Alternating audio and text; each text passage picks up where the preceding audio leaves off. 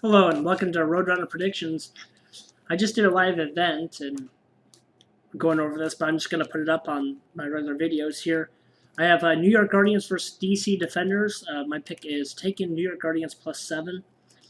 Their defense proved to be too stout, even though I understand the defenders did really good with their trick offense against that Seattle Dragons team or Sea Dragons, but I'm not there for it. I still think they'll do pretty good, but I think it's going to be proven to be a little all for naught. Uh, One random fact between these two teams, there's 9 interceptions in week 1. Between these two teams, they have 4 of them. So it might make you want to take the under, right? That's what gets a little bit different when an offense like DC Defenders meets probably one of the better defenses on a team or in the league. All it takes is them to get hit in the mouth one time, and then they could be like, "Oh, well, this isn't working as well." That's kind of what we're hoping today. I know the Defenders looked to be probably the best team in the league with right up on with Houston Roughnecks. But only one game can't tell you everything, and who knows? The New York Guardians defense, I feel like they did get a little lucky, but I think they're stout enough to cover this on their first away game. So it starts here in a little bit, but for New York Guardians, they have the 8th-ranked quarterback Matt McGloin with 15 out of 29 for passes at 52% and 182 yards and 1 touchdown. Matt McGloin really looked hungry, and he was all about his team getting it. He was really enthusiastic, and you could tell he definitely wanted to win. He was playing to win. So we definitely like seeing that in quarterbacks, especially for he's probably fighting for the extra 100,000 because he has to pay rent, right? Bad joke. Running back 8th, Darius Victor. He had 9 attempts, 32 yards, and 3.6 carry. Not too great, but anything over 3.5 carry is good, even in NFL. So we'll take that.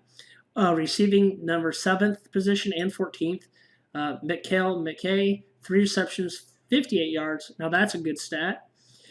And Kobe Pearson, he had 2 receptions, 44 yards, and 1 TD. So pretty good. He's averaging a touchdown, in half the plays he gets, right? Just the 2, 1 touchdown, take it. Tackles, this is where the New York Guardians kind of shine, and it's not even their offense. I think if they could put up 16 points today, they will beat the Defenders, and that's actually what I expect.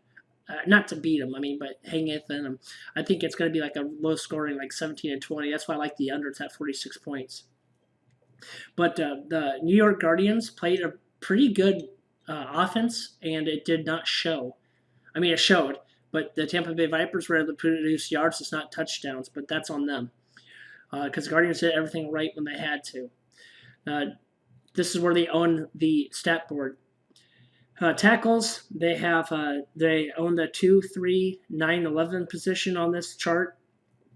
They have Bunny Rodney, he had 9 tackles, and then Ben Henney, he had 9. Dawan Hines, linebacker, had 7, and Bryce Jones, cornerback, had 6. Sack leaders, they have the number 1 spot with Wesley Sutton, and he's a safety. He has 2 sacks. There's only one other player in week 1 that had 2 sacks. Not a lot of sacks were required in week 1, but that's expected with these 8 teams. But I really thought there'd be a super train wreck on one of the teams, and there kind of was. But that'd be more the Vipers than anyone. But no, even worse than that because they're still able to produce yards. Sack leaders, like I said, Wesley Sutton had 2, and then interceptions for Bryce Jones and Andrew Sorrow, with 1 apiece. So that's pretty sweet.